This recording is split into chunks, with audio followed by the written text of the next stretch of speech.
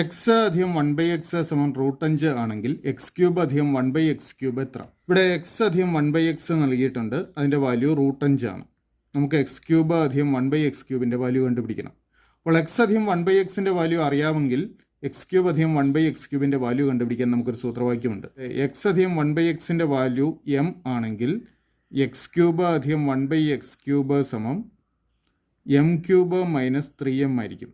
ഓർക്കുക, എക്സ് അധികം 1/x സമം എം ആണെങ്കിൽ എക്സ് ക്യൂബ് അധികം 1/x ക്യൂബ് സമം എം ക്യൂബ് മൈനസ് 3m ആയിരിക്കും. ഇവിടെ എക്സ് അധികം 1/xൻ്റെ വാല്യൂ √5 ആണ്. അതുകൊണ്ട് എമ്മിന് പകരം നമുക്ക് √5 എന്ന് കൊടുക്കാം. അപ്പോൾ ഇത് √5ൻ്റെ ക്യൂബ് മൈനസ് 3√5 എന്ന് വരും.